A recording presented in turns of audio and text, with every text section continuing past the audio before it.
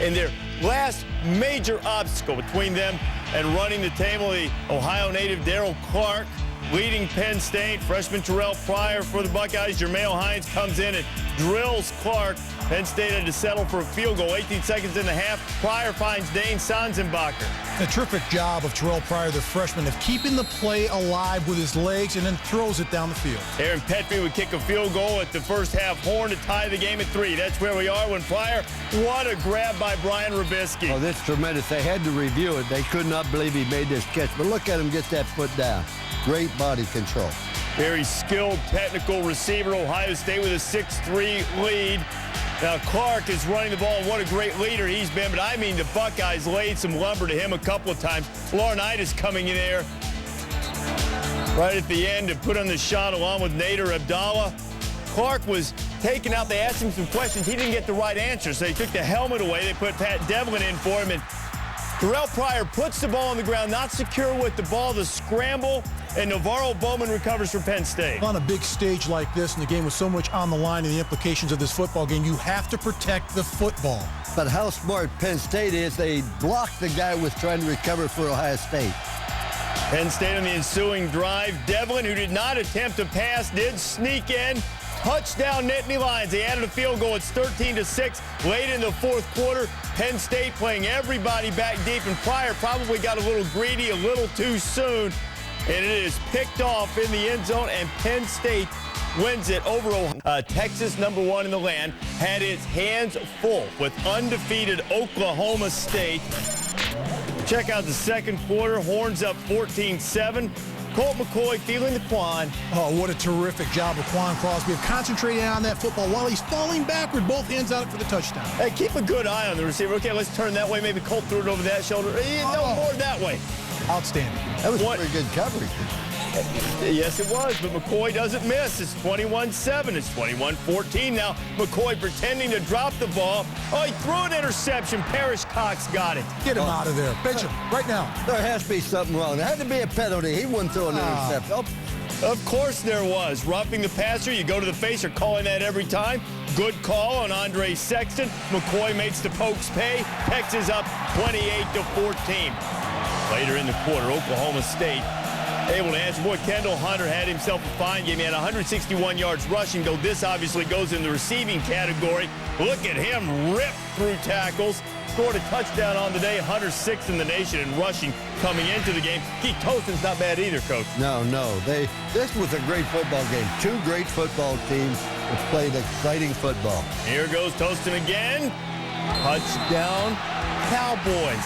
28-21, fourth quarter now. 3rd down and 6 from the Oklahoma State 10.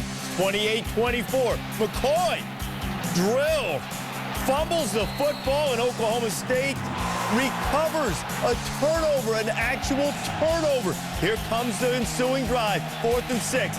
Pontiac game-changing nominee. What do you think of this play call, Coach? Well, I think that I would have tried to run the ball a little bit more. They had time to do it. They'd been moving the ball. They've been a running football team coming in. And McCoy trying to put it away on a 4th and goal. He might as well. It was the last play. It was do or die. He didn't want to attempt the field goal, and now Oklahoma State moved the ball out close to midfield, but not quite enough arm from Robinson to get it to the end zone, and Texas hangs on to beat the Cowboys by 4. It's Foes 95-3 in the first quarter. Tennessee stayed tight with the Crimson Tide in the first half. It's 6-3 in the second quarter. Daniel Lincoln from 51 yards out comes up short, and Alabama takes over and immediately goes to work. John Parker Wilson to Julio Jones, who had over 100 yards receiving. Julio Jones has been spectacular the entire season. Just a true freshman, always finds a way to come up with a big play for the Alabama offense. Wilson threw for 188 yards. Glenn Coffey ran for 78. Alabama ran for more yards against Tennessee than any team all season.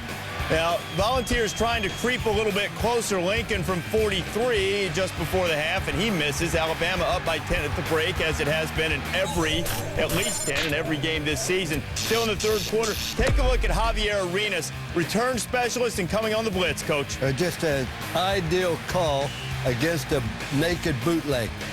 Quarterback has to check out of that. There's no way you get the ball off in time. And that one set the tone for the second half. And the freshman from the state of Tennessee, Dante Hightower, goes through there and gets Montario Hardesty. Alabama rather easily, 29-9 over Tennessee. Georgia and LSU. Mike the Tiger stuffed version, getting ready for the Bulldogs. But he wasn't ready for Darrell Gamble as he picked sixes Jarrett Lee. A terrific job of coverage. They had the wide receiver bracketed in the front and behind, but how about Darrell Gamble taking it 40 yards for the score? Watch his eyes here, Coach. He's following them all the way. The linebacker just read the quarterback's eyes. Great play. Georgia up 24-17. Here's a nominee for the Pontiac game-changing performance. Another great freshman receiver who wears number 8, Matthew Stafford and A.J. Green.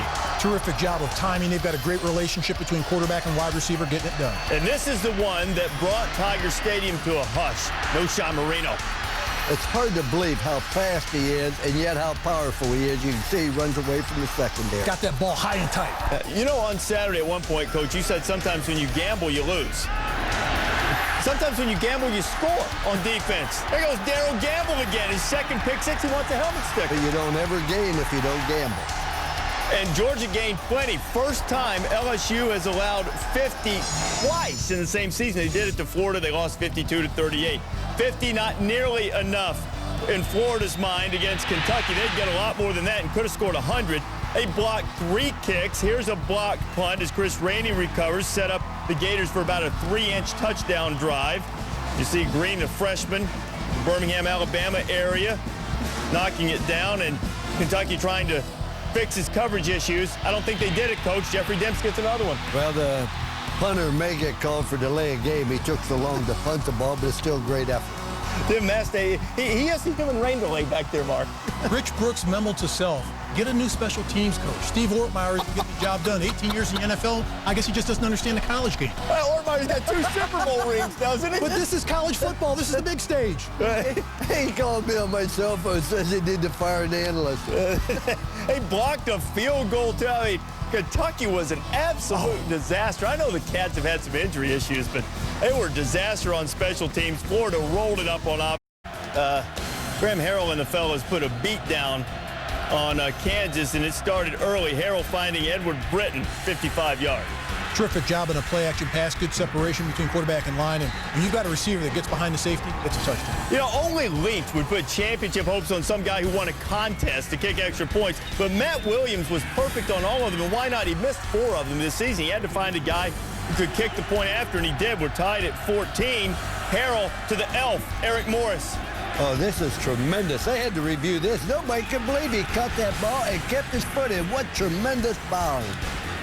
Did it by a hair, by a blade of artificial turf.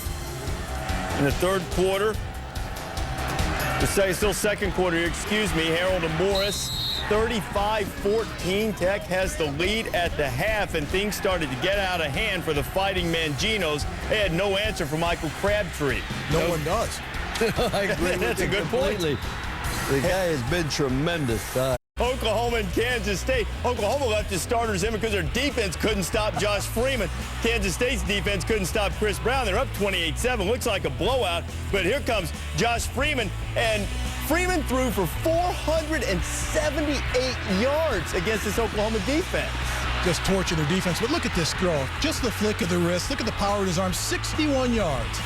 Now you're going to see the defensive secondary get fouled up here. They're trying to play man or cross it up. Look at the guy right over there on the 50-yard line, wide open. And that is why Oklahoma's given up so many yards passing. They're getting too complicated trying to stop everything with the spread offense. So, Coach, what do you say? Communication's a beautiful thing? Oh, I think it's a great thing, Mark. That's why we have trouble. Freeman and Deion Murphy communicate beautifully to tie the game at 28, but Sam Bradford finds DeMarco Murray. Murray had another good, solid game. He scored 4 touchdowns, 2 on the ground, 2 through catches, but Freeman's not done in a 35-28 game. Freeman again putting it right on the money, but this time they coughed it up, and Nick Harris was there to scoop it up after Keenan Clayton stripped it, and Bradford would find Jermaine Gresham. And this offense has so many weapons, but I love when they go to the tight end, Jermaine Gresham, because he's the steady Eddie. He never drops balls, and he finds a way to find the end zone. Now, the one thing that Oklahoma could hang its hat on, they did come up with 3 interceptions. That one by Dominique Franks, and Oklahoma would end up cashing that in for a touchdown. 48-20. Have you noticed, by the way, that we're still in the first half with all this scoring? First half. And Ryan Broyles hits the gas, and he is gone. Nobody even touches him. 68 yards. Do you really think the punter had a chance on that? Not, He made one move. Not even a prayer. Oklahoma set the school record with Arizona. Pete Carroll bending the officials' ear, working them. It's an art form. Mark Sanchez doesn't realize Brooks Reed coming from behind him forces the fumble that led to an Arizona touchdown, tied the game at 10. Still tied, third quarter. Sanchez, Stanley Havili. Terrific job of Sanchez of keeping this play alive, but Stanley Havili does everything for them, runs, blocks, and here he catches the touchdown pass. In the fourth quarter, Arizona facing 4th and inches, and Mike Stoops dials up the quarterback sneak. He was an inch, and he didn't get anything. But this is a fabulous job by USC's defense and #1 scoring defense in the land of getting great leverage to stop that run. And this is just pure old-fashioned luck. Stephon Johnson fumbles the ball. Anthony McCoy realizes it's out of there and gets USC out from the shadow of its own goalpost. He gets a first down. From there, Arizona just had one meaningless chance at the end on a punt return that they nearly broke, but didn't come close to getting to the end zone in the end, and SC escapes. Notre Dame and Washington, Tyrone Willingham was coaching, Charlie Weiss was coaching, both coached at Notre Dame. Bob Davie called the game on ESPN2, so Lou, I might as well let you do the highlights. Jimmy Closet, it's Michael Floyd. He takes it 51 yards. Cheer, cheer for old Notre Dame as the fans erupt into the famous song. And that's not enough. Preston comes back up, going to hand off to Golden Tate on the end around, who runs up the right side. Good for 21 yards. Tremendous blocking there. Great speed. He goes in, and Irish are headed to the top 25. Somebody pushed me off. Are you kidding? 33-7. Hey, Mark, since you're friends with Gary Patterson, would you like to do part of this highlight? Andy Dalton to Jimmy Young. Hey, Jimmy Young with a great catch here. Look, he's wide open. Where's the defense? Hey, Jimmy Young set a school record with 226 yards receiving, 3 touchdowns. He had just 5 catches. Guy averaged over 45 yards per catch. Aaron Brown, well, they've got speed from TCU. Wyoming is dreadful. I mean, they're Wazoo dreadful. 54-7 is the final there. They're off. They are. Virginia and Georgia Tech. How about the Lazarus-like comeback for Virginia? Even though Josh Nesbitt hits Demarius Thomas, Tech would go up 14-3, but just sort of a microcosm of the Cavaliers' season. They look down, but they're certainly not out. Mark Varica, Maurice Covington. And a nice job by Varica of putting the ball right on the money. But how about El Grove? This is his best coaching job while he's at University of Virginia. You bet. It's been as good a turnaround as there's been in college football. Cedric Pierman going in. Virginia has the lead on the road. Then Nesbitt gets picked off by Vic Hall. And the Who's Virginia. They're in first place in the ACC Coastal at 3-1. They win it 24-17. Virginia Tech and Florida State. Chief Osceola throwing down the spear. It's a wonder it didn't hit a Virginia Tech quarterback because they got knocked out of the game right and left. First, it was Tyrod Taylor. Sean Glennon getting a chance to come back in after he lost his job earlier this year to Taylor. It's a 17-13 game. Hokies in it. And when Glennon went down, they were pretty much out of it. He had to leave the game, didn't return. Corey Holt, who pretty much has played at wide receiver as a senior, but has a background as a quarterback, had to come in, and that was pretty much all she wrote for the offense. And Christian Ponder, who's maturing, finds Taiwan Easterling. Fine throw, fine catch here. Florida State is playing physical football. How about this catch, Mark? It's phenomenal. You know, this could make my top 5 plays. Just maybe. Have to wait and see tomorrow. I tell you, if it doesn't, you and I are going to have some type of argument. Ponder to Greg Carr. Is that going to make it 2? You'll have to tune in tomorrow morning sports. Carr had 3 catches for 100 yards. Virginia Tech 1 for 11 on third down. Florida State leads the nation in that category. Knowles win it 30-20. The Juan Stash against Rutgers. A Rutgers team that hadn't scored more than 21 against an FBS opponent. Mike Teal to Kenny Britt. Wide open was Kenny Britt after this play because he got by the defender. It was a great catch, but he finished off the play with a score. But how about Shane McCoy? McCoy had a great day. He went 145 yards. He scored 4 touchdowns. Who would have thought against Rutgers if McCoy could score 4 touchdowns that it wouldn't be nearly enough? Bill Stahl got knocked out of the game. Pat Bostic, that's ill-advised. Kevin Molass, pick 6. This is the greatest play by McCoy. Not to touchdown. Watch the effort he gives. Here's a running back coming over to try to save a touchdown. Unbelievable effort. Was not enough, though. Rutgers wins 54-34. Wow. First road win against a ranked team since 1988. Enough of that. This is Northwestern and Indiana as we take you around the Big Ten. Northwestern came in 6-1, C.J. Bechet, and all of a sudden that Hoosier lead has been cut to a mere 2. Mike Kafka now in. Kafka had a disastrous play where he accidentally threw the ball backwards and out of bounds and lost about 20 yards. And that finished off the disaster. Indiana wins at 21-19. Minnesota against Purdue. Adam Weber would go in to score, Mayday. And what a great job of blocking right here. Look at the lineman, push the defenders in the end zone. Easy score for Weber. And Weber hits Jack Simmons. Weber's just having a tremendous year for a sophomore. This is the reason that Minnesota's 7-1. They're playing so well as a team. Great quarterback. Purdue loses at 17-6. Michigan State and Michigan. Wolverines have beaten Sparty 6 straight times. Sparty tired of having sand kicked in their face. They go to Javon Ringer. Ringer goes in to score. He had another huge game, Mayday, and Brian Hoyer to Josh Rouse to ice. And when you've got a running back like Ringer, you've got to respect the play-action fake. Great job of getting open in the flat by Rouse. 190. Chase Daniel had said all of our goals are, quote, out the friggin' window after a couple of disappointing losses, but Chase to Chase. Daniel to Coughlin with the catch, Mayday. Oh, what a terrific catch by the tight end, Chase Coughlin. Look at this, a one-hander comes down with it, Coach. Outstanding. Remind Chase Daniel they can still win the Big 12 championship, winning the Big 12 North. They thumped Hawk Love 58-0. Ole Miss and Arkansas. Casey Dick and the Hogs down against the Right Reverend Nutt's new team. Dick to Greg Childs, Lou. What a great catch. That brings it back in the ball game. It looked like they were all out of it. Now they're onside. Perfectly kicked ball by Alex Tejada. Arkansas recovers, but on the ensuing possession, an offensive pass interference penalty really hurt the Razorbacks. 4th and 31, not much in the playbook for that. And Ole Miss gives Houston Nutt a victory in the return to Arkansas, 23-21.